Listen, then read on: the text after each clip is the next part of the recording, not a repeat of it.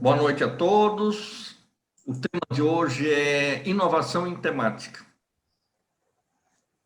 Primeiramente, agradecer o trabalho em equipe da SPP, de todos os associados, todos os membros, todos os participantes.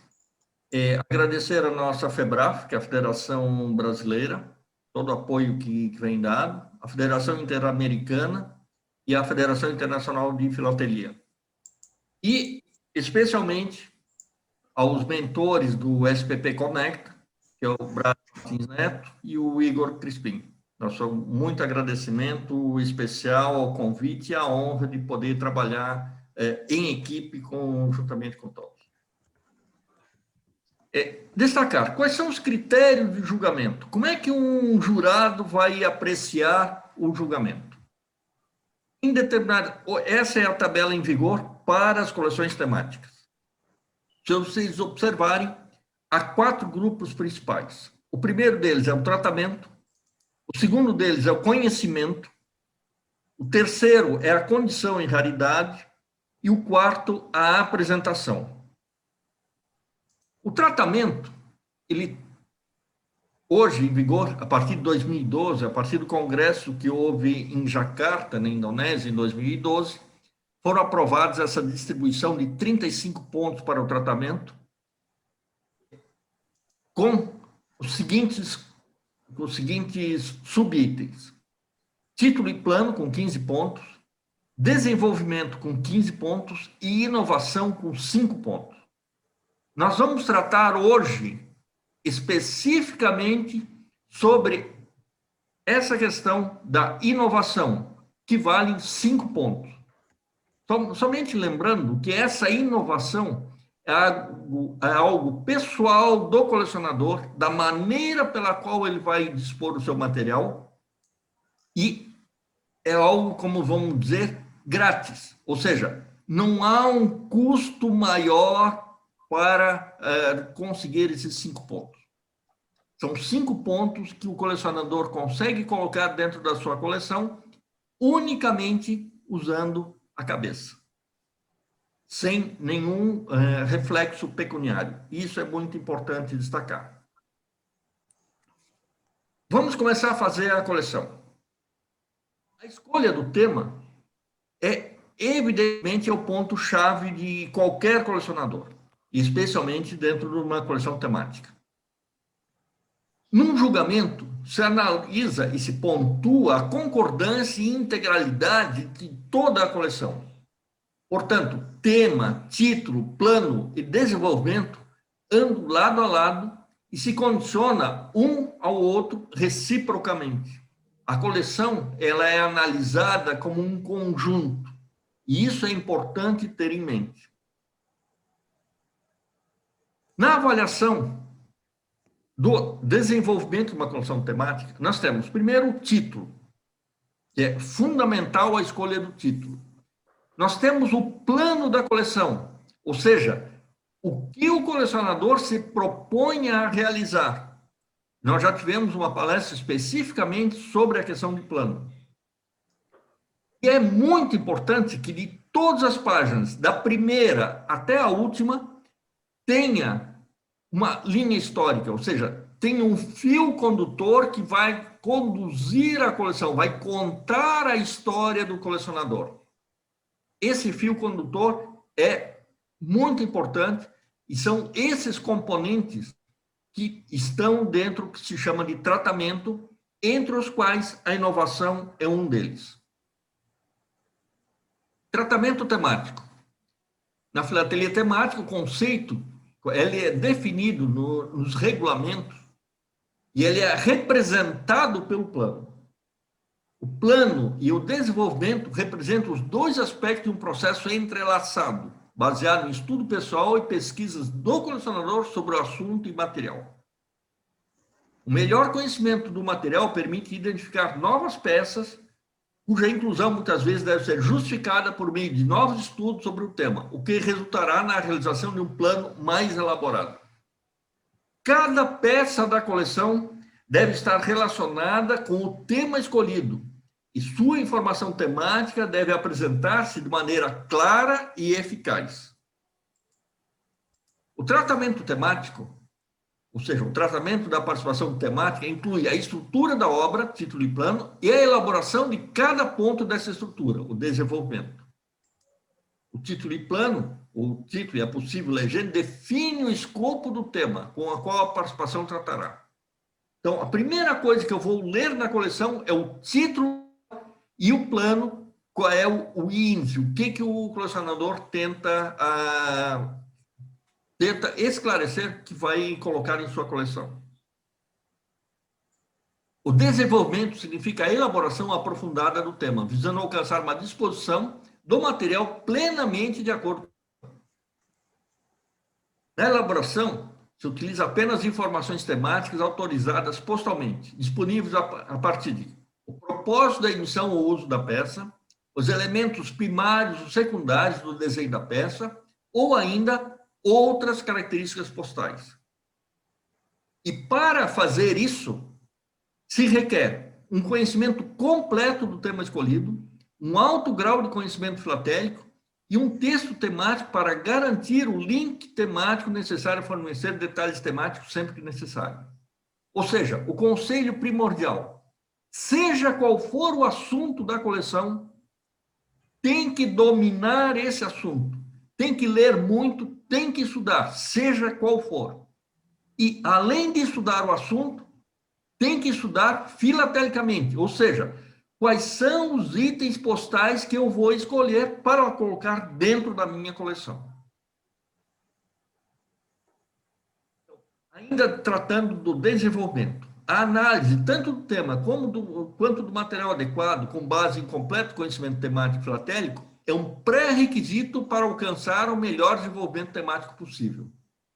Isso permite uma seleção bem-sucedida de cada peça e seu posicionamento e sequências corretas, bem como uma descrição que as conecte. Tudo isso é necessário para garantir uma compreensão adequada da relação entre a peça e o tema. O desenvolvimento se mostra por, primeiro, seleção das peças mais adequadas para cada passagem descrita. A equilibrada utilização de peças de acordo com a importância do detalhe de temática a que se referem. E isso deve ser destacado. Se eu tenho uma determinada coleção, que eu tenho um número de peças disponíveis para o mesmo detalhe, não significa que eu vá utilizar todas elas dentro da coleção. Eu vou escolher as mais importantes, as mais representativas, as mais adequadas. E nessa escolha, eu já estou sendo julgado, porque essa escolha, ela necessariamente implica em você ter um conhecimento filatélico, ter um conhecimento de qual é a melhor peça. E essa adequada disposição temática das peças mostradas na mesma folha, de acordo com a sequência da história que estou contando, isso é o suficiente para alcançar um alto grau de elaboração quando essa escolha é adequada. Inovação propriamente dita, que é o termo que hoje a gente está escolhendo. As coleções devem mostrar o trabalho pessoal do expositor, destacando os resultados de sua capacidade de inovar. Isso requer um esforço pessoal de estudo, pesquisa e imaginação, e não pode ser alcançado simplesmente copiando outras obras existentes. Os expositores podem aproveitar todas as fontes disponíveis sobre o tema, inclusive outras coleções, mas, sobretudo, literatura filatélica, literatura temática, de forma a consigam impulsionar suas pesquisas. A inovação será apreciada, primeiro, na introdução de novos tópicos, ou novos aspectos de um tema já conhecido e estabelecido, ou ainda novas abordagens para tópicos bem conhecidos, ou ainda uma nova aplicação do material. E essa inovação pode se referir a todos os componentes do tratamento. Qualificação do material filatélico, quando não é evidente, a relação entre o material filatélico e o tema deve ser claramente demonstrada. E esse é o link que todo colecionador tem que fazer em sua coleção. O desenvolvimento.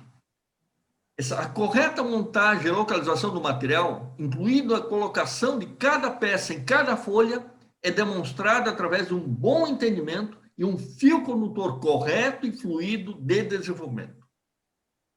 Porque o colecionador corre o risco de peças mal colocadas tornarem o desenvolvimento confuso e difícil de entender. E, sobretudo, toda a coleção ela tem que ter um equilíbrio do desenvolvimento. E esse equilíbrio é destacado dando a profundidade e amplitude adequada aos diferentes detalhes temáticos, de acordo com sua importância dentro do tema ou dentro da história que eu estou contando. Conhecimentos temáticos e seu correspondente estudo pessoal e pesquisa serão avaliados considerando o uso adequado, conciso e correto do texto temático, do correto uso temático do material e a presença de novas descobertas temáticas para o tema. Eu entendo que é um tanto quanto teórico o que falei até agora. Vou procurar dar exemplos para conseguir destacar exatamente esses aspectos teóricos. Primeiro, introdução de novos temas. Vamos pegar essa aqui, uma coleção do norte-americano Philip Steiger, falando sobre os cocos, ou coconuts, que é o nome da coleção.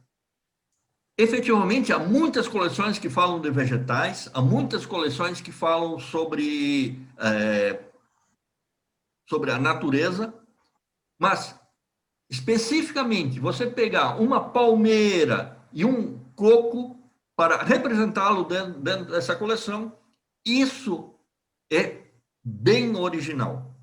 E essa é a única coleção que hoje a gente tem, que se conhece dentro do circuito, que aborda esse exemplo específico de fauna. Então, só para dizer que é um aspecto diferente pela qual ele consegue demonstrar algo diferente. Temos outra coleção de Wolf Hess, que é alemão, e, apesar disso, ele trata da vida e destino dos índios norte-americanos. Também esse aspecto de antropologia que ele consegue colocar dentro dessa vida dos nativos, dos primitivos nativos norte-americanos, antes da chegada do homem branco, ou da chamada civilização, é uma tese que ele está conseguindo demonstrar e é uma coleção que apresenta um aspecto muito relevante de antropologia. Portanto, ele inova nesse aspecto. Temos uma coleção de Omar Carrillo, que é do Peru.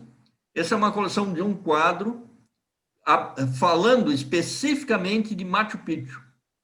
E o Machu Picchu como um santuário histórico que aborda tanto a questão dos incas, que viviam primitivamente naquela região, como depois dos incas, depois da descoberta de Machu Picchu, e a exploração ecológica e a exploração de turismo que é feito nessa localidade. Então, é uma coleção que apresenta, aparentemente, seria somente um aspecto de história de um determinado aspecto do Peru. Ele consegue apresentar uma tese dentro de uma coleção de um quadro que é muito interessante e é um aspecto bastante novo e bastante inovador. Temos essa coleção também, I'm Nothing, de Michael Rhodes, que Eu Sou Nada. Se peguem esse envelope que ele utiliza na primeira folha da coleção dele, ele utiliza os zeros. Esses zeros foram colocados no envelope, nos cantos do envelope, na parte central superior, se observarem esses zeros, significando que é uma carta registrada.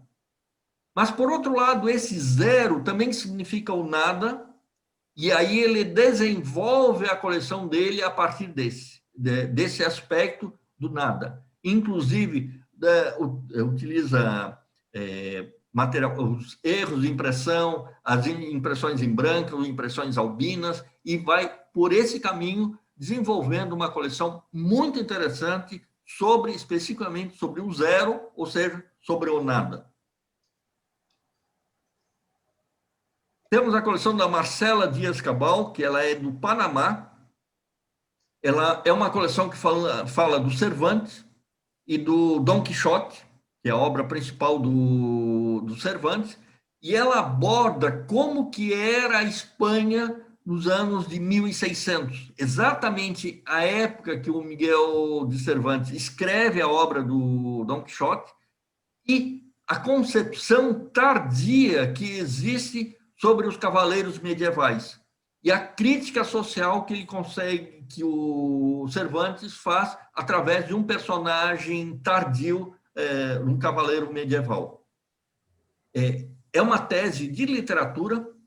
Essa é uma coleção bastante interessante, exatamente por conseguir transcender a literatura para uma tese que a autora da coleção está fazendo. E, nesse sentido, ela foi muito inovadora. Outro aspecto a ser considerado são novos aspectos ou enfoques de um tema já devidamente conhecido. Pegamos, por exemplo, essa é uma coleção da Christine Early, uma coleção da Inglaterra, que ela trata do diário o diário da guerra, o diário da Segunda Guerra Mundial. E se observarem essa folha da coleção, aparentemente essa é uma folha de uma coleção de automóveis, ou de petróleo, ou algo assim. Mas o que ela desenvolve? Na verdade, ela está pegando a carência de combustível, as consequências que a falta do petróleo tem, da falta de combustível tem, para a economia ou para o dia a dia dentro da Inglaterra durante a Segunda Guerra Mundial. Então, ela pega peças que pertenceriam, teoricamente, a outro tipo de coleção e traz para uma coleção que trata da Segunda Guerra Mundial. Se observarem, não há nada diretamente vinculado com a Segunda Guerra Mundial, mas o uso que ela faz sobre isso é muito interessante.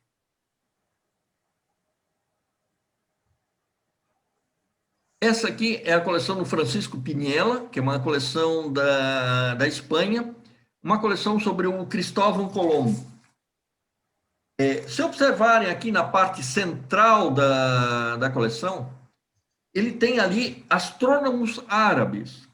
Ele tem Avicena, Al-Farabi, Al-Biruni, Al-Khwarizmi, Al-Zarqali. Por que ele utiliza esses astrônomos árabes? Porque esses astrônomos árabes influenciaram Colombo e deram uma consciência cosmológica a Colombo. Ou seja, a aplicação de que a Terra é redonda e que Colombo teria, dentro da teoria, possibilidade de sair da Europa, navegar para o oeste e chegar à China. Evidente que depois acabou tendo um obstáculo que não era previsto, que é a América, e que levou Colombo a descobrir a América. E a coleção que trata especificamente, que é a conquista do horizonte, ou seja, a conquista da América por Colombo, a descoberta da América pelo Colombo, foi influenciada por esses astrônomos árabes. O mérito do colecionador é introduzir estes selos, estes elementos que não estão presentes em nenhuma outra coleção sobre Cristóvão Colombo. Então, isso é muito interessante e isso é inovador. Isso é decorrente especificamente da pesquisa que o colecionador fez sobre o tema, sobre essa influência. Ou seja, ele estudou a fundo Cristóvão Colombo, descobriu as origens de seus estudos prévios, que o Colombo teria, e aí, com base nesse conhecimento, foi atrás de peças filatélicas que conseguissem representar isso. E esse é o mérito que o colecionador tem. Por isso, ele é inovador ao introduzir estes novos elementos dentro da coleção, dentro de um tema sobejamente conhecido como Cristóvão Colombo. Essa é a coleção do Jonas Hallström. Ele trata especificamente a coleções de navegação, de navios, história do navio. Há muitas coleções sobre isso.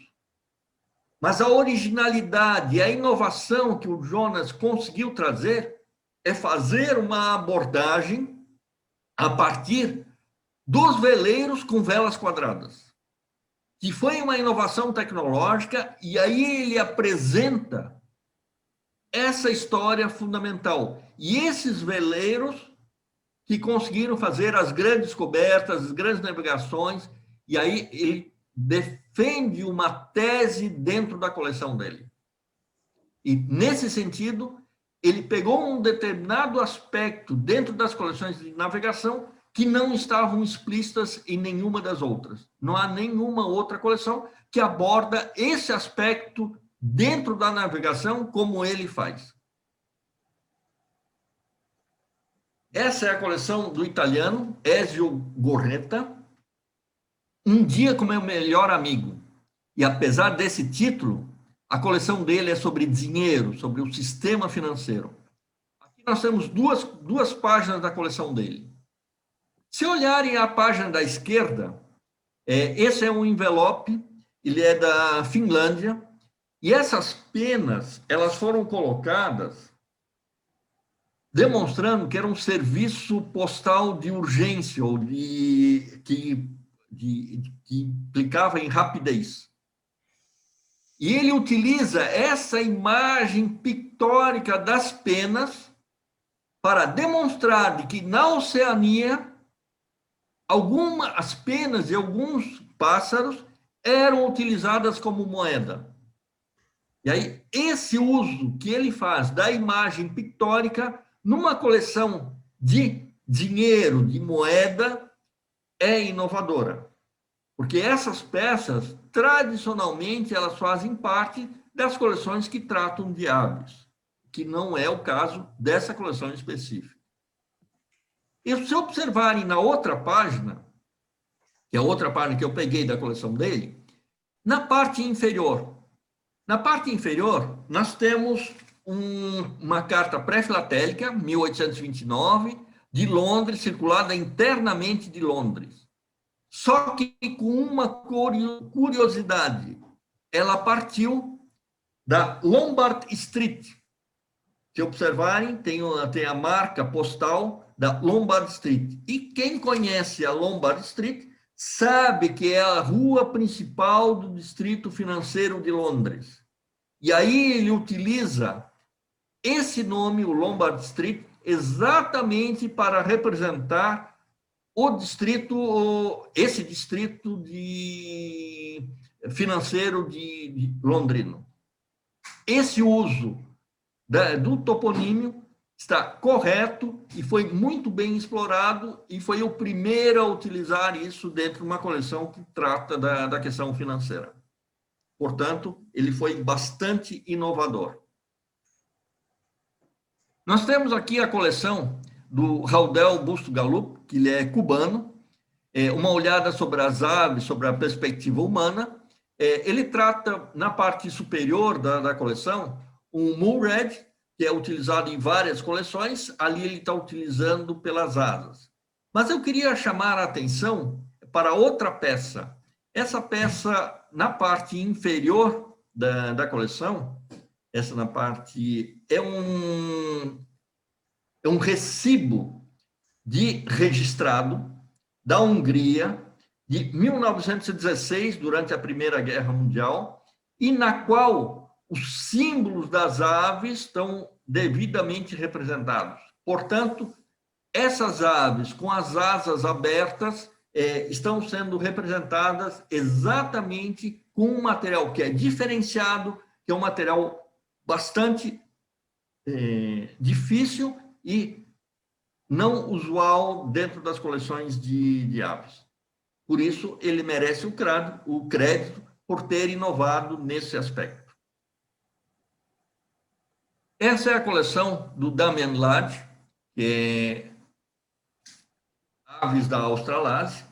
É uma coleção bastante conhecida, é a coleção temática que conseguiu o maior número de pontos até hoje.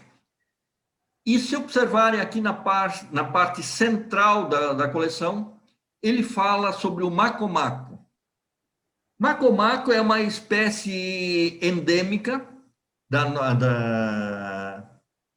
Ásia, da Nova Zelândia, e essa espécie não há selos, não há nada que represente isso. Mas ele fez o estudo e ele conseguiu descobrir que há uma localidade com esse nome de macomaco, exatamente recebendo o nome em virtude do pássaro.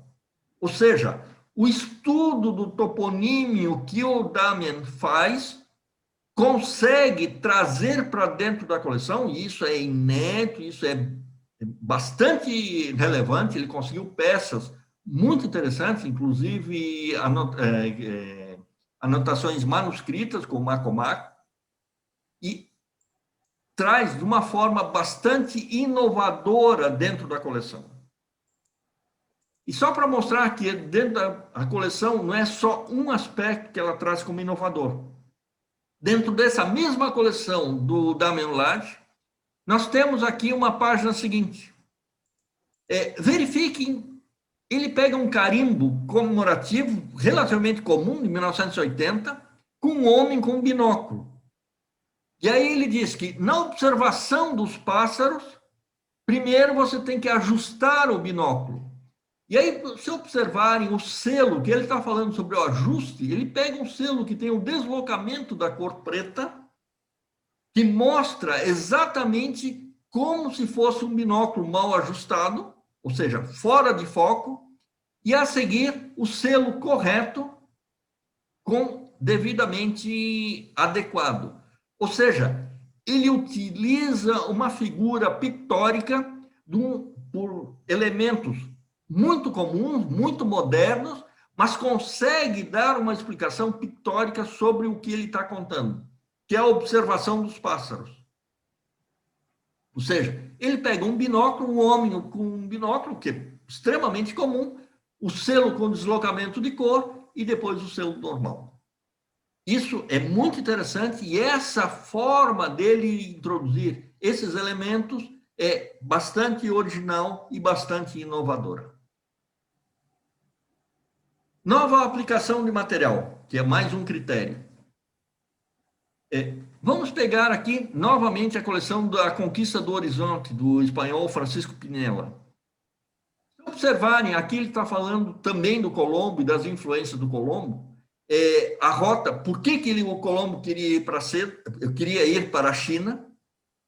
Tá? Porque tinha tido Marco Polo, tinha tido a Estrada da Seda, e ele teria o interesse de sair da Europa, sair da Espanha, e ir até a China para conseguir a seda. E se observarem dentro dessa página da coleção, ele está falando sobre a seda, sobre a rota da seda, e ele utiliza, nesse quadrado, no canto inferior direito da coleção, inteiro postal. Por que ele utiliza isso? Esse inteiro postal não está relacionado diretamente com o tema, não tem nada escrito no inteiro postal sobre a seda. Mas ocorre que na composição do papel, no qual esse inteiro postal foi feito, foi impresso pelos correios, há seda. Ou seja, a seda é um elemento de composição do material que ele está descrevendo. Por isso que ele fez como se fosse um parêntese, está anotado ali como se fosse um clipezinho grudado dentro da coleção, explicando da necessidade e do uso que tem a seda para a confecção de papel, entre outras coisas, mas também dentro do papel, e exemplificando e introduzindo isso dentro da coleção. Ou seja, é um uso inovador que ele faz desse elemento integrante da concepção do inteiro postal. Essa é a coleção de pontes, David Brown, que é do México, e ele, dentro dos vários aspectos que ele fala da ponte, ele teria que necessariamente, ou ele sentiu vontade de falar sobre as pontes naturais, ou seja, as pontes que não foram construídas pelo homem. E aí há muito pouco elemento filatélico a respeito disso, muito pouco elemento postal. A saída que o colecionador encontrou foi utilizar uma emissão da Argentina, que é a ponte do Inca, que ela cruza o rio de Las Cuevas, e utiliza estas emissões com as suas com variedades, com determinados aspectos, por exemplo, pressão no verso, usos distintos como litografado, o fotografado, e com ou sem filigrana. Ele faz um estudo dessa emissão, tá? Inclusive uma emenda de bobina que tem na parte inferior direita, um inteiro postal sobre essa mesma ponte, e esse estudo que ele faz foi a saída que o colecionador encontrou para um problema crônico dentro da coleção, qual seja a falta de material adequado para contar esse aspecto de pontes, vou dizer assim, pontes naturais, ou pontes não construídas pelo homem. Essa foi uma saída muito inovadora e bastante interessante, o uso desse material da forma pela qual é feito. Temos aqui a coleção Desenhos da Terra, que é uma coleção sobre cartografia do argentino Roberto Craveiro. Se observarem essa peça grande, isso é o dorso de um formulário de Vimeo. Ou seja, o Vimeo, pela falta de material, ele foi impresso sobre um mapa. Isso é uma peça extremamente rara, esse é o formulário original do Vimeo. Aqui está reduzido a frente do Vimeo, do formulário original, e ele está utilizando exatamente pelo mapa que consta no verso. Os elementos constantes do mapa.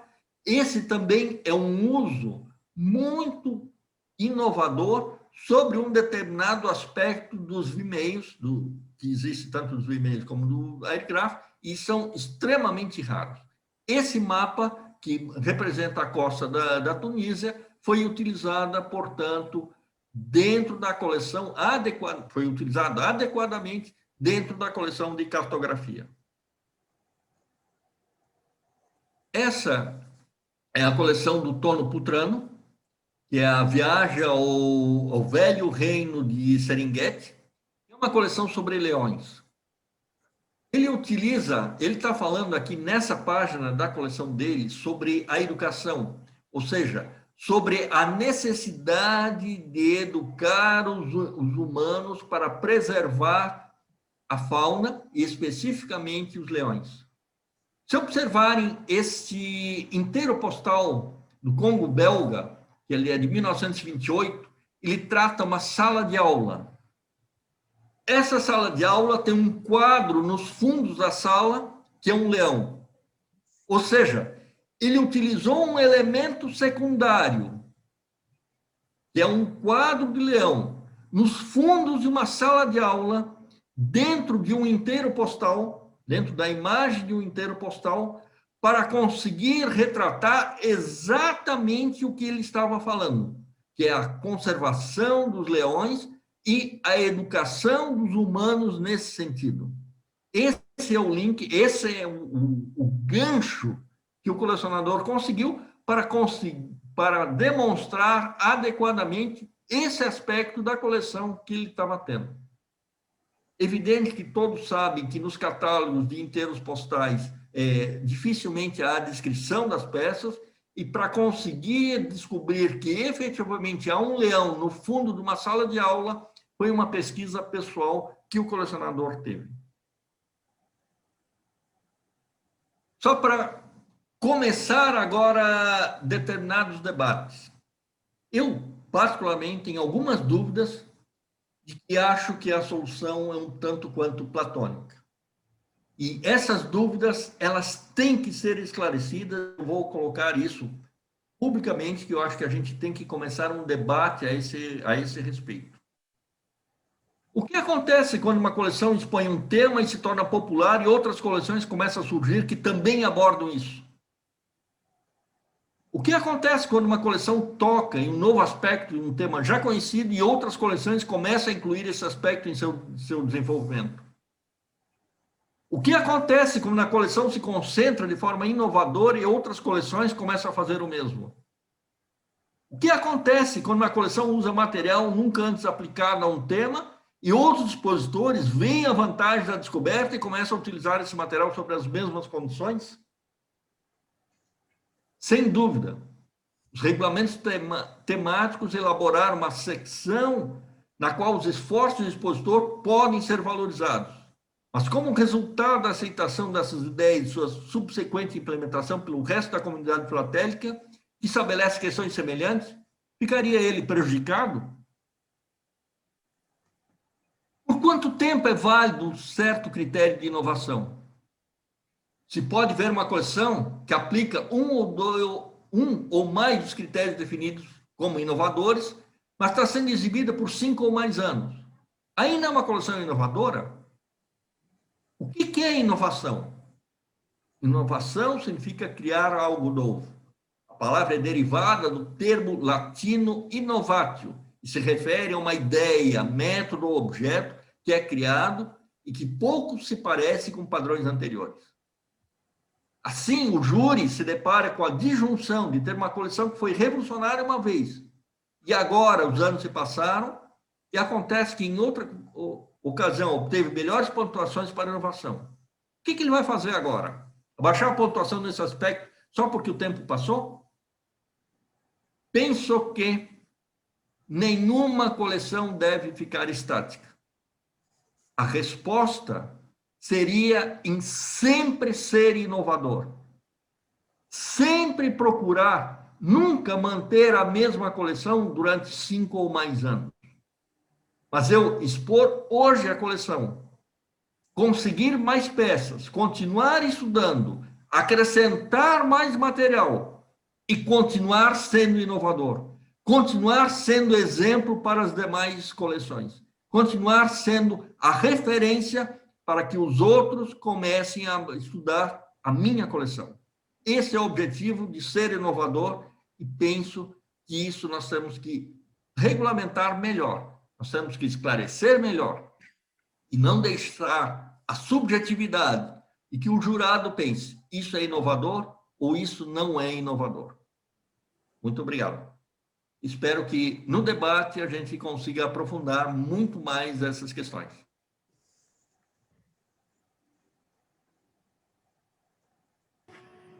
Parabéns, Fritzen. Muito bom, muito bom. Parabéns, Fritzen. Muito obrigado. Obrigado pelo bate-papo. Gente, quem quiser fazer pergunta, eu vou só interromper aqui o compartilhamento, assim todo mundo se vê. Quem quiser já fazer pergunta, fique à vontade. Fritzen. Sim. Eu quero inaugurar as perguntas. Me chamou a atenção aquela peça que você colocou, em que você fala que as penas foram fator monetário em determinada época. A pergunta que eu lhe faço, aquelas penas, eu não posso considerar aquilo um elemento filatélico. Como é que você trata desse tema? Ao contrário, é um elemento filatélico. Aquela pena foi colocada no envelope com um determinado propósito. Foi colocado durante o serviço postal. Porque aquele envelope com a pena significa que era um envelope que era um serviço de urgência. É um serviço que demonstrava rapidez, que tinha prioridade sobre os outros serviços usuais do correio. Então, é um elemento postal. Então, não estava ali de enfeite para o envelope. A pena estava ali para demonstrar que era um serviço rápido. Isso significa que todo o objeto postal circulado na época, com essa condição de prioridade, porque deveria ser um serviço rápido, teria que ser demonstrado através de uma pena que ficava ali ligada ao lacre. É isso? É isso.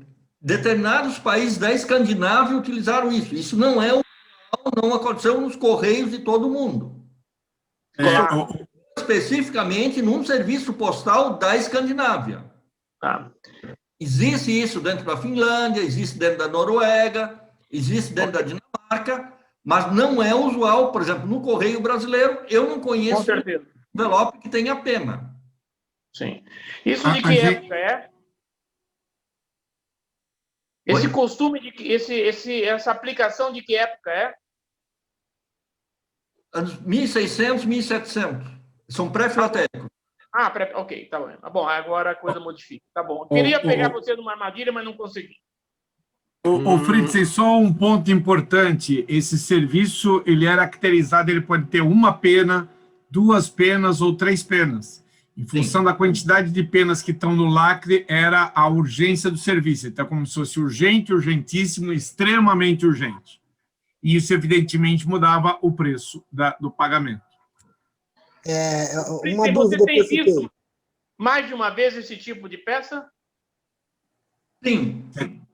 Em várias coleções, mas o usual desse tipo de peças são em coleções de aves. Ok. Isso é usual. O que não é usual é em outro tipo de coleção. E é isso que é inovador. Sim. Não sei se compreendeu essa diferença. Qual a raridade dessa peça? Extremamente rara, extremamente difícil de conseguir. Ok, eu termino. Tá bem. Obrigado, Fritz. Ô, Fritz, eu observei que as penas elas estão no lacre. Obviamente, quem colocava o lacre era o remetente. Então, ele já ia com a carta para despachar já com as penas? Ou era o correio que colocava o lacre? Sim. O serviço colocava o lacre, sim. Ah, tá. Isso é muito comum. O lacre em si, isso foi utilizado em vários correios. Isso até agora, no começo do século XX.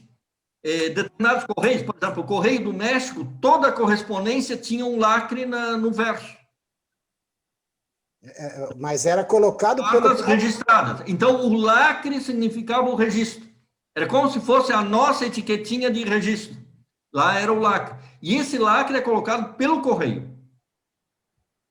Mas existem lacres que são colocados pelo próprio remetente também. Sim, mas não é esse o caso. Nós estamos utilizando algo. Entendi. Cada peça tem que ser estudada com as suas particularidades. Plantelinha, né?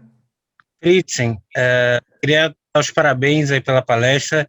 Você apresentou coleções que eu conhecia pela internet, PDF, tem a do Diário da Segunda Guerra Mundial, um dia desse até mandei para o Miguel, que eu acho ela fantástica, a forma, a abordagem, mas tem 2 que eu adorei, que você mostrou, aquela do Nada, eu adoro aquela coleção de um quadro.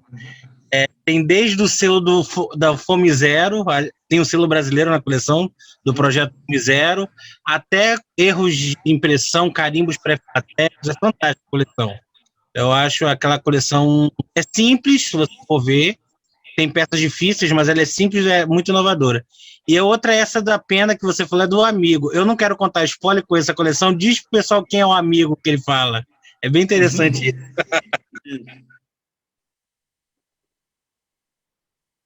Fritzen. Todos sabem, o amigo que ele está se referindo na coleção é o Tio Patinhas. A Sim. coleção toda, e só na última página que ele fala que é o Tio Patinhas. É muito legal. Mas deixa as pessoas lerem a coleção. Você não estraga antes. Nunca se conta. Igual a novela que você conta o último capítulo. Não se faz isso. O João Paulo, ele coloca aqui uma pergunta. Há inovações que os juízes usualmente já condenam, que tinham o objetivo de serem criativas, mas já extrapolaram um determinado limite de utilização, por exemplo? Sinceramente, não entendia o que é o extrapolar. Uma coleção, ela, sobretudo, ela tem que ter um equilíbrio. Tá? Qualquer coleção. Se eu não posso ser inovador e botar uma folha de fundo preto. Isso não é inovador. Entendeu? Isso é estragar a coleção. Agora, A inovação, ela é sempre avaliada, e isso que nós estamos querendo fazer aqui, ela é avaliada dentro de um outro critério, que é o conhecimento filatélico e é o conhecimento temático. Então, o que está falando como inovação é originalidade. Vocês se lembram que tinha antigamente o desfile de escola de samba? Então, tinha o luxo e tinha a originalidade. O que nós queremos é originalidade. Entendido. O Zé Carroceiro tem uma pergunta para você. Bom, em primeiro lugar, parabéns aí, realmente. E muita curiosidade, né, para a gente, as coisas, quando se fala em inovação, né, cada um aí tinha uma inovação no sentido, quer dizer, tinha um que era o envelope, que era feito de seda, né, quer dizer, aquele que era feito de seda, não era o que ele mostrava, né? Esse outro da pena, quer dizer, a pena tinha um sentido, né? Mas ali ela foi porque ela também um dia já foi usada como dinheiro, como foi o sal, conchinhas e tal. Então, coube na coleção dele. Agora, meio pelo que perguntaram aí, né, o extrapolam, aquele do binóculo, eu achei um negócio muito bem humorado, né? Quer dizer, ele ter feito aquele uso foi mais, né, assim, eu achei assim, foi uma piada dentro daquilo tudo, o fato dele ter posto uma peça, né, que não se ligava com as outras, mas o binóculo, inclusive, colocando, né, estrategicamente na mesma posição, primeiro desfocado, que é o celular com a variante de cor aí, e depois o outro. Então, quando eu tenho a pergunta aí, né, onde extrapola o limite? Eu entendi ali, uma brincadeira, mas muito, né, foi muito bem aproveitada, mas era mais ou menos isso, né? Até onde digamos, eu fosse fazer alguma coisa e eu colocasse lá fizesse meio uma gracinha, meio alguma coisa assim, porque eu vi aquilo ali meio do lado do humor, né?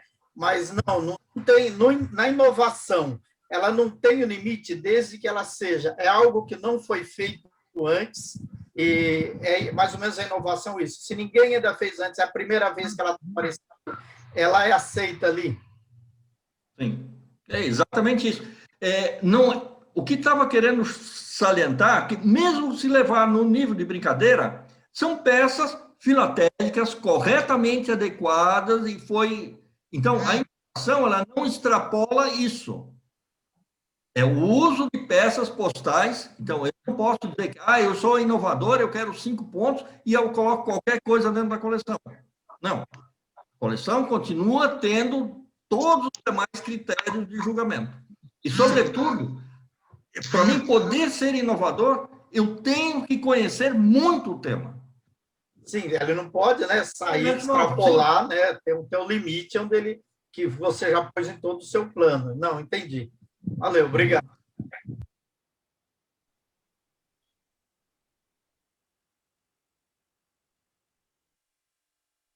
Eu acho que a gente poderia resumir como sendo o não usual, não sendo o mesmo. Gente, mais alguma pergunta?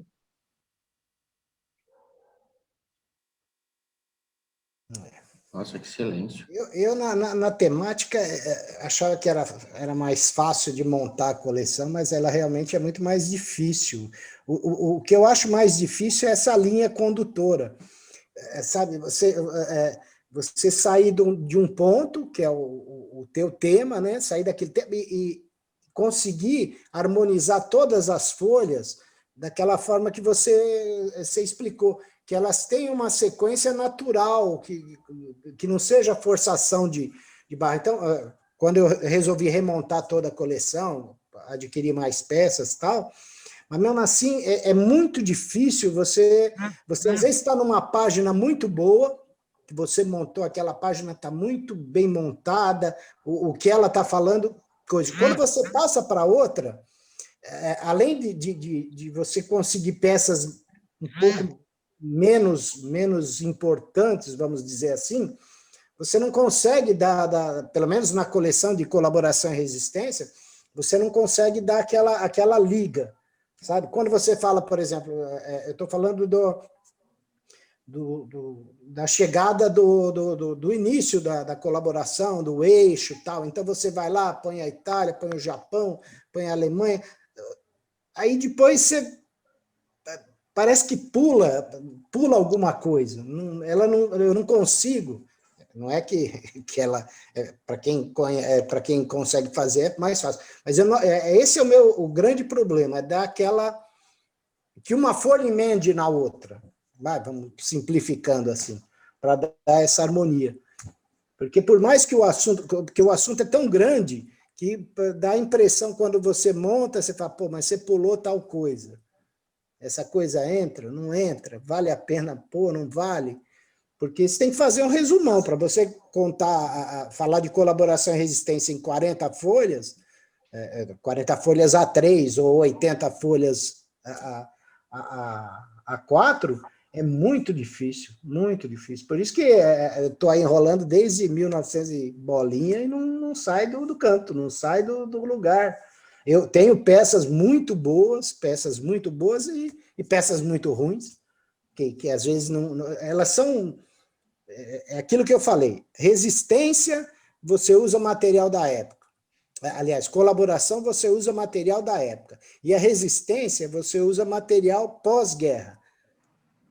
Então, ela fica desequilibrada, tem página, por exemplo, a página que eu passo pelos campos de concentração, tem 3 páginas na sequência, em A3, com 8 ou 9 campos de concentração diferentes.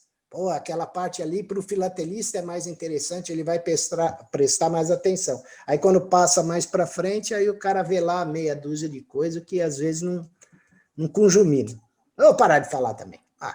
Assim. Miguel, só para ilustrar, não é essa questão, não interessa se é material da época ou material posterior. Você pode falar de resistência com material da época. Por exemplo, os governos no exílio. Então, tinha o governo da Polônia, o governo da Noruega, estavam em Londres com emissões postais, com circulação interna, com regras próprias, por que não podia ir carta para o exterior, porque o proibia. Isso é um estudo que você pode fazer. Eu tenho alguma coisa... Você vai ter que estudar isso. E é material da época. Então, não necessariamente a resistência tem que ser posterior à guerra. Evidente que há muito material que você consegue ilustrar melhor com material pós-guerra, mas material da época também. Um dia ela sai, um dia ela fica pronta. Fritzen, Oi. você me permite compartilhar uma tela? O Ivaí está inscrito aí. Desculpa. Não, pode ir. O Reinaldo tem preferência sempre. Não, de maneira alguma, nunca. Desculpa, eu estava olhando outra coisa aqui, eu estava procurando outra coisa. Obrigado, Henrique.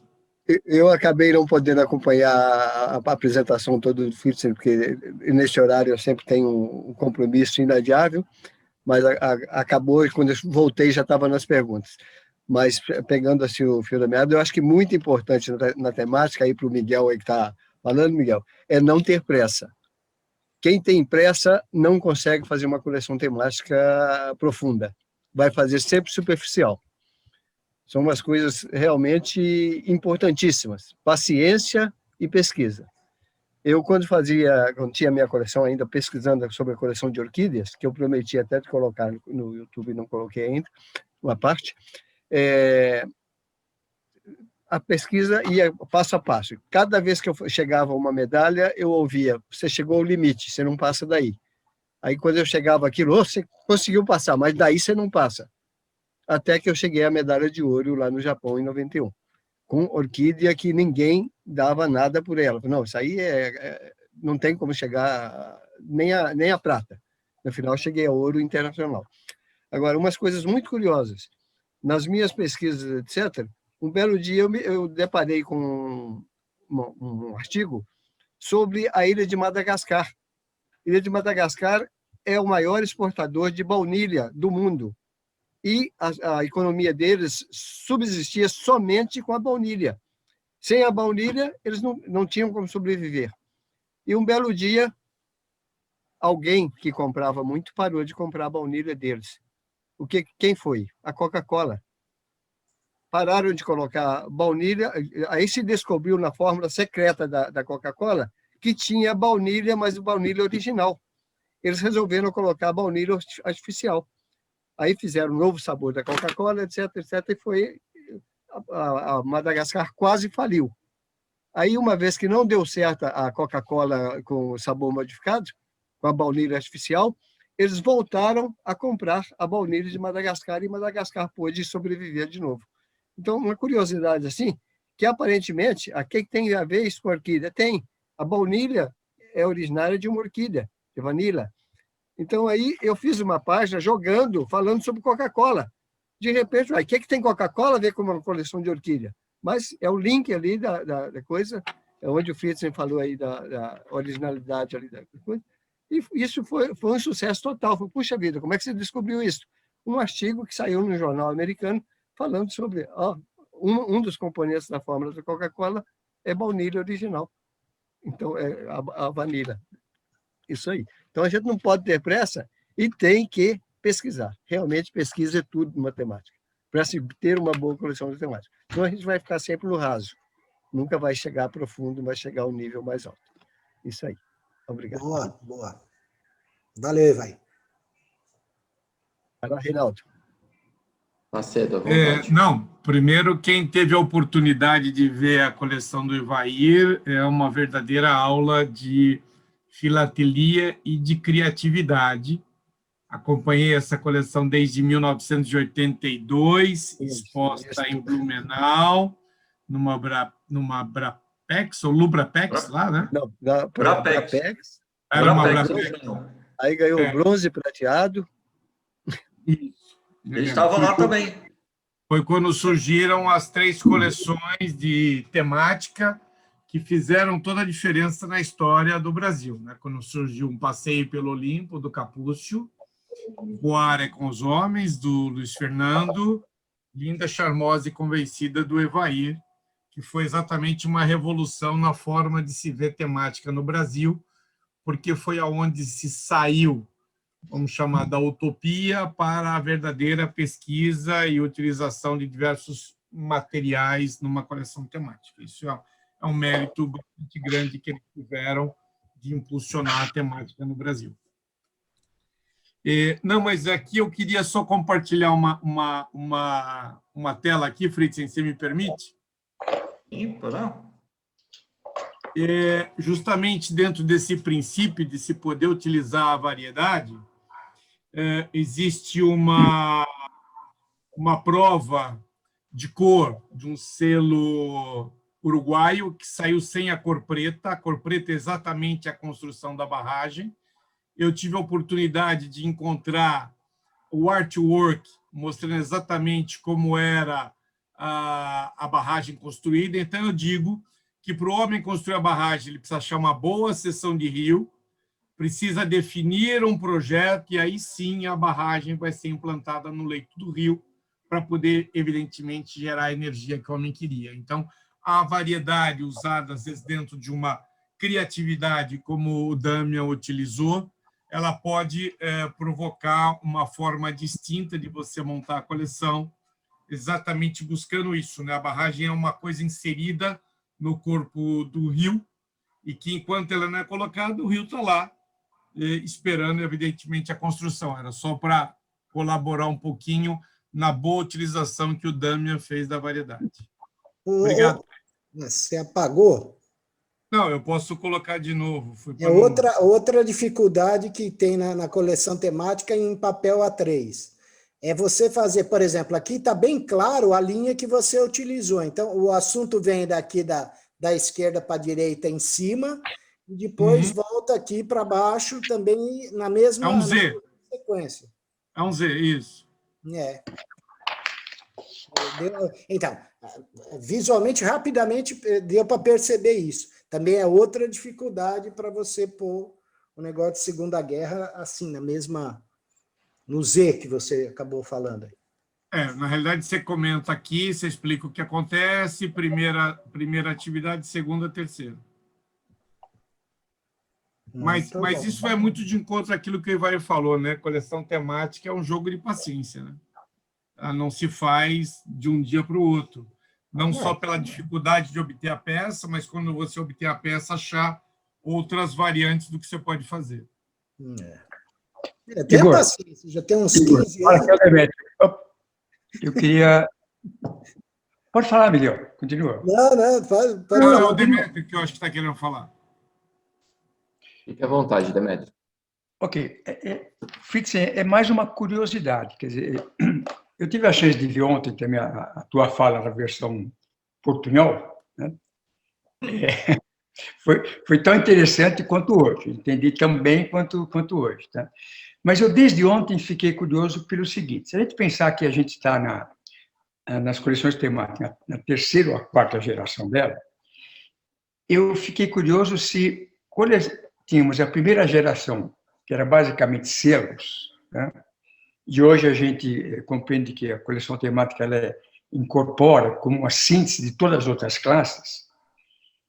Portanto, você precisa, de alguma forma, fazer uma legenda que tem a ver tanto com o desenvolvimento temático quanto a legenda filatélica.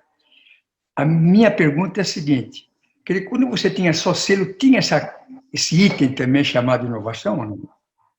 Não. O item inovação ele foi introduzido em 2012, ou seja, uma coisa muito recente. Tá? Antes, na verdade, todas as coleções, independentes de serem temáticas ou não, o item inovação ele é julgado. Mas ele não é julgado como um critério distinto, como hoje é na temática. Sim. A coleção tradicional, quando ela tem um estudo, ela tem uma inovação, ela recebe uma pontuação melhor. Então, quando a coleção de história postal, ela tem que ser inovadora, ela tem que contar um aspecto diferente. Ou seja, todas as coleções filatélicas necessariamente devem ser inovadoras. Só mudou de nome, antigamente se chamava originalidade. Sim, originalidade.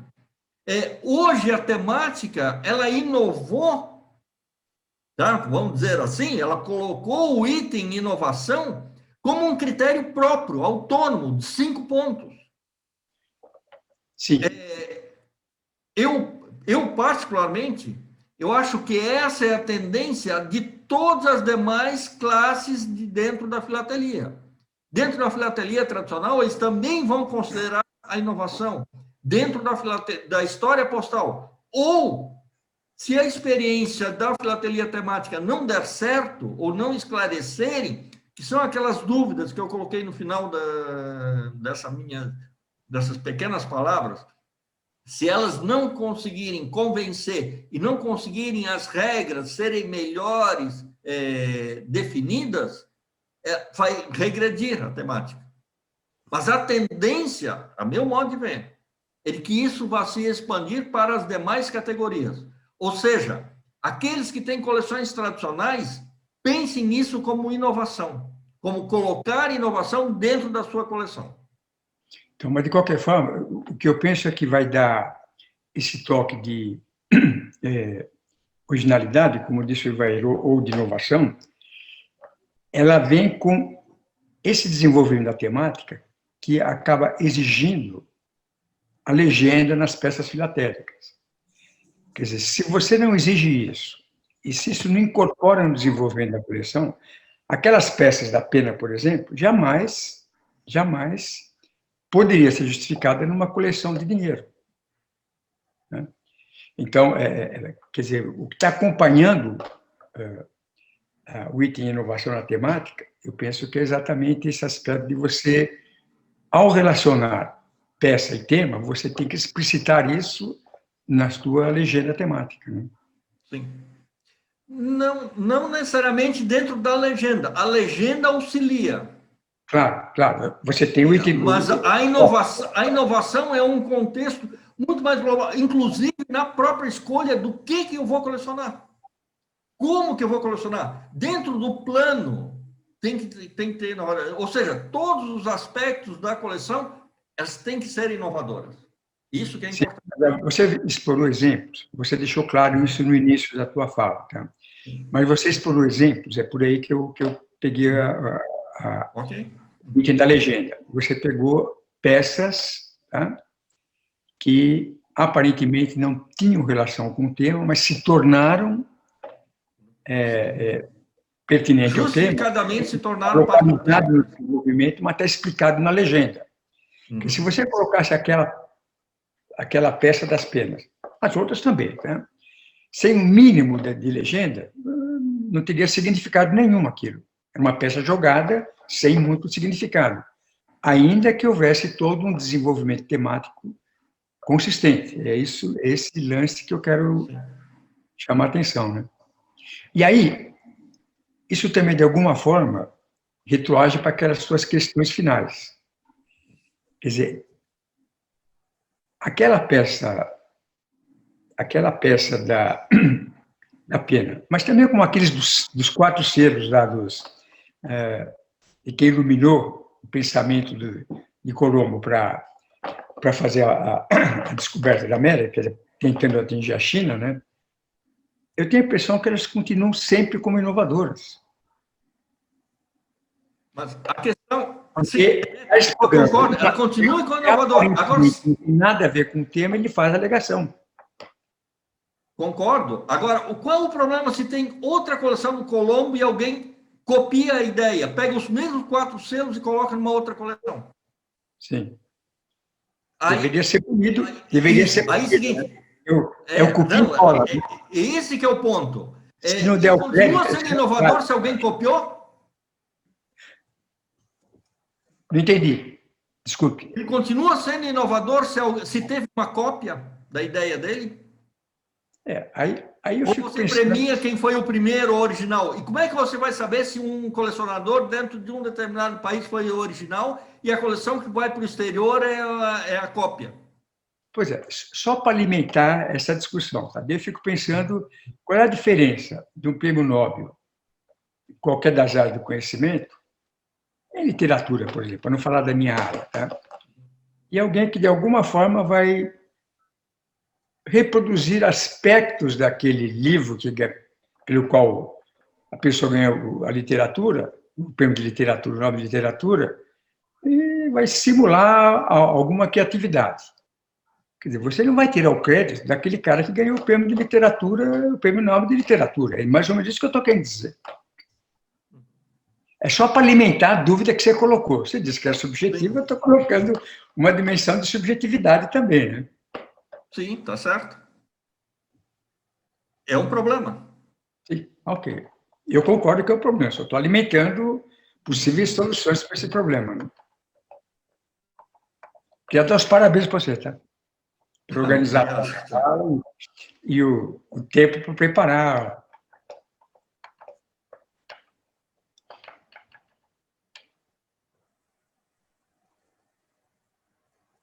Agora, efetivamente, é muito difícil julgar esse aspecto dentro da coleção. A gente tem que tomar muito cuidado. A gente, enquanto juiz, enquanto aplicador da regra. Mas o objetivo é demonstrar, pelo menos essa nossa conversa hoje, que a gente tem que tentar ser o original. Não sair um pouco do lugar comum e tentar ser um pouco o original. Ver um pouco... Se importar bastante com isso. Você posso fazer um questionamento aqui para tirar a paz do grupo? Vamos pensar assim, quando você vai usar um material diferenciado, e diferenciado entenda-se não antes usado ou de uma forma não antes usada, isso implica que você tenha um grande conhecimento filatélico. Sim. Quando você faz o grande aproveitamento da imagem de uma peça, ou quando você dá um desenvolvimento diferente na temática da sua coleção, ou é feliz no roteiro ou no título da coleção, você precisa ter um grande conhecimento temático. Por que não, então, para tirar a subjetividade desses 5 pontos de inovação, que essa pontuação não esteja incorporada em conhecimento filatélico e em conhecimento temático? Porque a inovação nada mais é do que você fazer uma grande exploração. Que nem a gente estava conversando ontem, se a gente ficar com esses 5 pontos preso em inovação, e eu fizer uma coleção muito fantástica sobre carro, vou pegar um assunto bem banal, utilizando as peças que se conhece, com grande desenvolvimento temático, mas sem nada de originalidade, aquilo que é um tradicional, usando as melhores peças que tem, com o melhor desenvolvimento temático que possa existir. Minha coleção só vai valer 95 pontos, porque a originalidade dela não existe, porque já é um tema extremamente utilizado. Então, mas se eu utilizei as peças com grande propriedade, que são as peças conhecidas, que não tem mais nada de peça que possa, quem sabe, ali aparecer.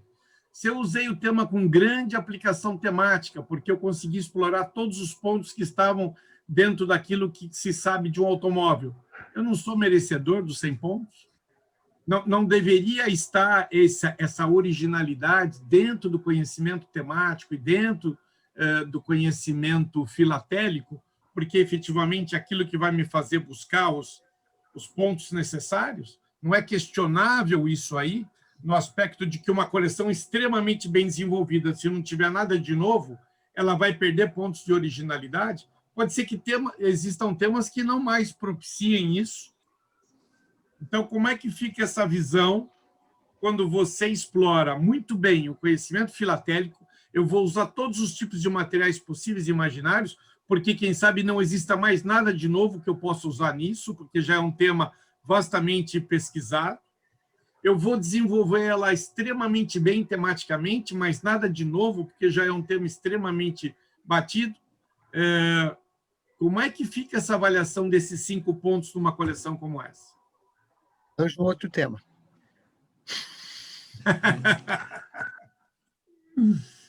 Não, efetivamente, são pontos a serem... São pontos a serem questionados. Não, são pontos a serem questionados. Coincidentemente, eu estava em Jacarta no Congresso 2012.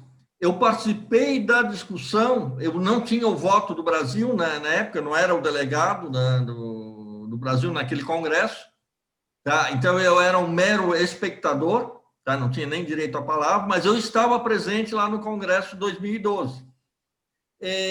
Nesse congresso passou essa proposta, especialmente os europeus, os europeus que faziam a defesa dessa proposta, a defesa intransigente desses 5 pontos. E eles, na época, eles diferenciavam de que esses 5 pontos estavam dentro do critério de tratamento, não dentro do critério de conhecimento, que é o critério seguinte dentro da coleção, que é o conhecimento filatélico e conhecimento temático. Então, eles faziam essa diferenciação dentro da discussão. Mas nada impede de que isso seja um critério de julgamento que pode ser aplicado. Ou seja, não somos nós aqui que fizemos a regra. Nós estamos tentando explicar do que há uma regra, que ela existe, ela é julgada, bem ou mal, hoje ela está em vigor. Se ela for modificada no futuro, a gente vem aqui e fazemos outra por que mudou. Não, é só para que as perguntas todas que você fez, que são muito pertinentes, até onde vai a inovação, porque inovação, para mim, é algo inédito, é o ineditismo daquilo que foi abordado. Então, vamos pegar um exemplo bastante prático, China 2019, uma coleção sobre cordas. Corda é um elemento extremamente secundário em todo e qualquer selo, uma coleção de primeira linha, que eu votei ainda pela felicitação do júri. Até onde esse tema cordas, ou a coleção dele, vai ficar marcando 5 pontos pela inovação? Inovação é algo que aconteceu uma primeira vez. Na próxima exposição, isso já não é mais inédito, porque ele mesmo já fez o uso daquilo, né? Vou fazer uma brincadeira bastante pertinente aqui. Um português perguntou para o outro quantos pães ele conseguia comer em jejum. E ele falou 10. O outro disse, não, é só 1, porque quando você comer o segundo pão, você já não está mais em jejum. Então, aí é a mesma coisa. Quando ela é apresentada a primeira vez, ela é inédita, ela é inovadora.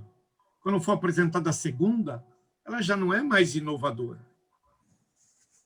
Ela já se inovou. Então, essa dúvida eu tenho. Eu diria que da temática são os 5 pontos mais difíceis de se equalizar. É aquilo que o próprio Luiz Fernando te disse no sábado à noite. Parabéns por discutir uma coisa extremamente difícil de ser discutida, mas acho que é algo que tem que ser amadurecido para ela sair do subjetivismo e para a realidade, porque possivelmente quando essa coleção seja apresentada de novo, pegando a corda de novo, vai em 2022, pode ser outro júri vai falar, nossa, inovação. Não, já não é mais, né? Um negócio muito interessante isso, mas fica aí o ponto aqui que eu estou vendo mais mãos levantadas para fazer pergunta. O Glauco quer fazer uma pergunta aí. Glauber. Tem alguém na frente? Não, pode ir. Olá, galera, boa noite novamente. Fritzen, parabéns e obrigado pela aula.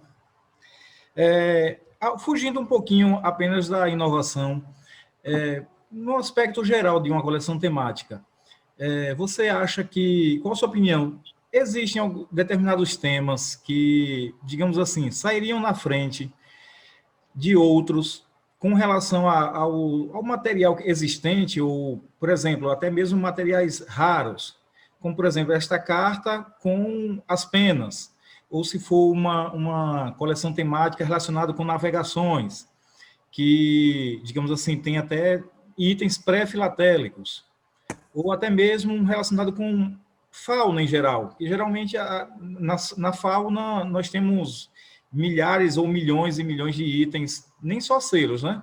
Falando de outros, como e-mails, telegramas e tudo mais. Porém, tem outros temas que seriam mais, digamos assim, limitados. Haveria um determinado desequilíbrio em relação a esses temas com maior abundância de material, com estes com menor abundância? Qual a sua opinião? Ou nem só a sua, pode ser de outras pessoas também. Sim. Olha, isso a questão é o colecionador, ele põe o que ele monta a coleção pela qual ele gosta. Eu tenho uma coleção de submarino que penso que ela está dentro do limite dela. Apesar do que o Evair disse, que a gente não pode chegar nunca colocar um limite na coleção, mas a minha coleção tem determinado limite. E que eu faço porque eu gosto do assunto, eu estudo o assunto e eu procuro colocar o melhor dela. Mas ela nunca vai chegar ao ouro. Mas não é porque ela não vai chegar, porque ela tem um limite natural pelo material. E seguinte, e eu não estou falando porque não tem material raro. Tá? Tem carta de 20 mil dólares. Então, não é pelo fato. Mas uma carta de 20 mil dólares não dá o estado de raridade para o conjunto da obra. Então, o que nós temos que saber é quando a gente escolhe a coleção, escolhe o tema que vai fazer, ele por si só ele tem um determinado limite. Se o meu objetivo é só ganhar medalha de ouro, eu vou escolher determinados temas que há material suficiente para isso. Agora, se eu coloco de antemão, eu vou fazer o que eu gosto, não necessariamente o meu limite é a medalha de ouro grande. Eu acho que o colecionador ele tem que ter a consciência disso. Tá? E nada impede que seja uma coleção belíssima que não tenha medalha de ouro. Eu acho que um grande exemplo, acho que o próprio Evair deu aqui, né? Normalmente, alguns temas, eles têm maior chamativo pela quantidade de peças que diretamente você correlaciona com o tema. Então, quando você fala aves, quando você fala Segunda Guerra, ela faz uma correlação. Mas nada impede que o colecionador, com criatividade, com inovação, com busca de material, como o Evair fez, ele saia de um tema, orquídea, que quem sabe era taxada de uma prata, para ir para um ouro. Então, acho que tem que ter uma associação da perseverança e da busca de caminhos não tão diretos correlacionados com o tema, como o que o Evair colocou aqui. Eu queria também pegar um outro aspecto dessa discussão, até concordando com o que foi dito, tá? A complexidade de compreender essa inovação. Mas a gente pode olhar uma coleção como uma obra de arte. Na verdade, ela não está longe de ser isso. Se envolve criatividade, envolve conhecimento, etc, etc. Então, se a gente pensar nas obras de artes, pintura, escultura, e que estão representadas nos museus, tá certo? Não tem dúvida que elas têm uma qualidade em si. Então, uma coleção que, digamos, até por causa da pontuação e inovação, atinge uma pontuação, digamos, acima de 90, 95, 96 pontos, não dá para tirar o mérito dessa coleção, que ela teve, sim, um quê de inovação. As outras que acabam incorporando aquela inovação, a minha compreensão é que já não são mais inovações, mas aquela que foi pioneira mantém esse status. Então, talvez isso seja um critério, né? Um critério para que o júri incorpore para avaliar essa dimensão. É claro que uma coleção desse tipo que vira tradicional, como foi no seu devido tempo, a do Evair, como foi e ainda é a do Damião, não se vai tirar o lance de criatividade, de originalidade dessa coleção. Quer dizer, o Evair, quer dizer, tanto a forma que ele tratou, como o que ele explorou nas peças, né? Eu diria, Evair, não sei se você concorda, que a tua coleção está em torno da segunda, talvez, para a terceira geração do que se chama as coleções temáticas. Mas o approach que você deu, quer dizer, a uma flor falando dela mesma, foi de uma originalidade, de uma criatividade, que ninguém vai tirar esse mérito, tá certo? Então, é isso que eu estou querendo dizer. Em alguma medida, isso tem que ser contemplado, ainda que ela seja superada do ponto de vista histórico, né? Então, é isso que eu quero destacar. Sim, estou colaborando aí para vocês amadurecerem. Não, concordo.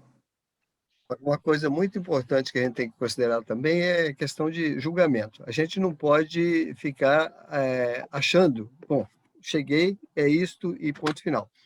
Eu, em 95, eu estava em Singapura, apresentando lá a coleção, as orquídeas, e já vinha de 5 ouros internacionais, aí, de repente, vem um vermelho grande.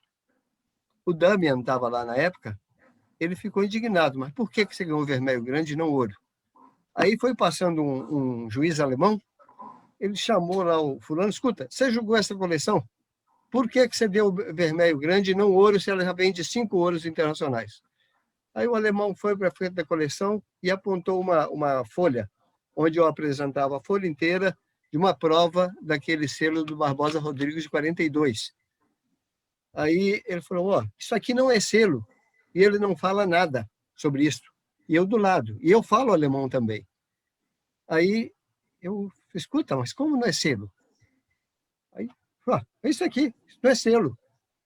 Eu peguei, mostrei para uma outra folha e falei, escuta, isso aqui, o que é? Era o mesmo selinho em cima de uma carta de acidente, de coisa que hoje está na coleção do Demétrio. Está com você mesmo? Acho que sim. Era o Barbosa Rodrigues, junto com outros selos, um acidente que teve em Marrocos, e lá estava o Barbosa Rodrigues, uma carta acidentada. Eu falei, escuta, isso aqui, o que é? É este selo no acidente. Aí mostrou, isso aqui, o que é? É o selo, um par de selos, em cima de uma carta censurada da Segunda Guerra. E mais isso aqui, eu fui mostrando para ele, ele ficou pasmo. Aí foi passando o Bergman, que era um juiz suíço. Bergman, vem cá, você falou que isso aqui não era selo? Aí o Bergman falou nada. Foi lá no início da minha coleção, olhou do primeiro à última folha. Depois virou para mim, sabe por que eu não dei ouro? É porque é você. Qualquer outro eu daria ouro, mas você pode fazer melhor do que isso. O Damian faltou bater nele. Seu sem vergonha, isso é maneira de julgar uma coleção? O cara sai do Brasil para vir mostrar uma coleção aqui em Singapura e você vai dizer que não deu ouro porque é ele? Que isso? Ficou por aí. Então, a gente não pode também ficar na expectativa de que cada juiz é um juiz e a cabeça, o julgamento é totalmente pessoal. Né? Certamente. Isso enormemente avaliação, né? Claro. Eu diria, se me permitem, que ele mais respondeu isso para não admitir o erro, né? Porque com toda certeza. Nenhuma coleção é julgada em função do nome do expositor, nem para o bem nem para o mal.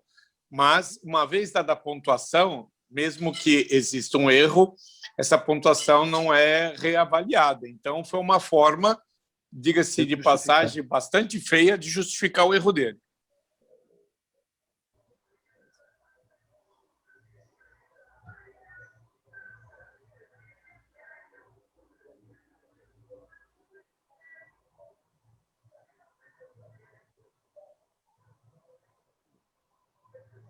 No início de março, eu vou estar falando aí no SPP sobre Vimeios e Airgraphs. Quem tiver chance de ouvir. Depois pega no YouTube, tem uma das folhas que eu peguei aqui falando exatamente do Vimeo. Veja esse formulário, se conhecia. Impresso num papel de mapa. Formulário de sim, conheço. É. Vimeo no papel de mapa, conheço, sim.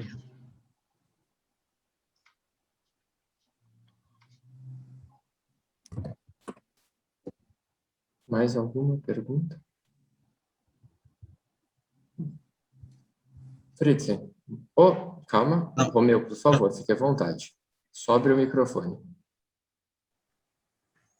O microfone está fechado, Romeu, precisa abrir o microfone.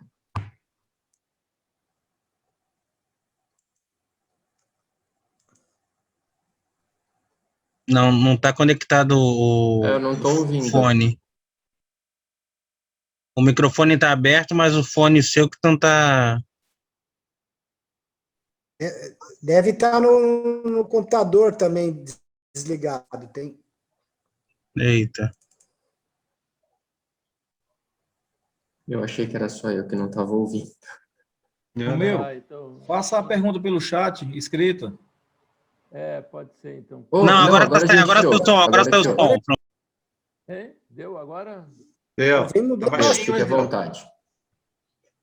É o seguinte, uma carta enviada através de pombas, né, pombo-correio,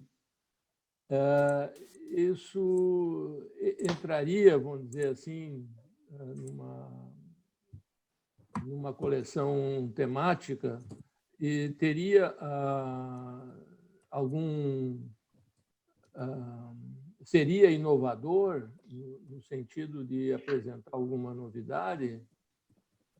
Ou isso essas cartas não são, vamos dizer assim, não tem a chancela do correio? Depende. Tudo depende. Se nós estamos falando daquele do Pigeon Mail que houve na Oceania no século XIX, ou início do século... final do século XIX, início do século XX, ele era regulamentado. Foi um serviço postal regulamentado. O Cerco de Paris também. Oi? O Cerco de Paris também. O de Paris também foi regulamentado. Agora, depende do tipo de coleção. Não é o fato de, se for um serviço postal, ele pode ser utilizado numa coleção temática.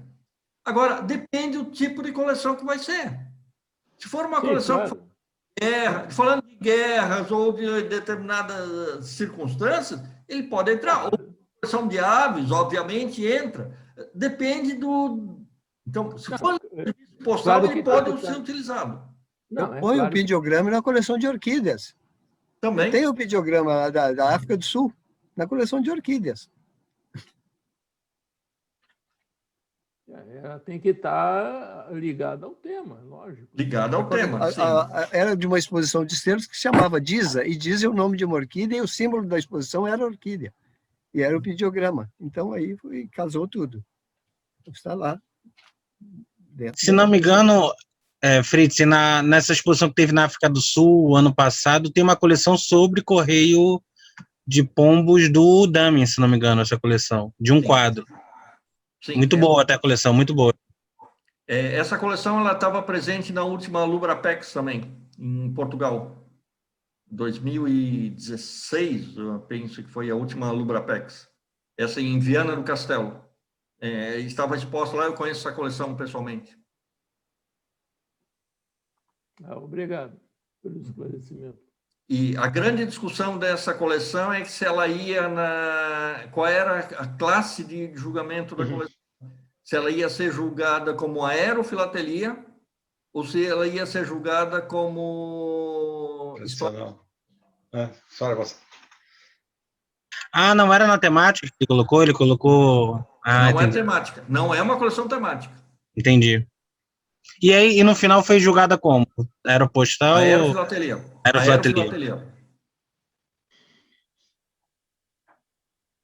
Como é julgado tradicionalmente o balão Monté, é julgado tradicionalmente como aerofilatelia.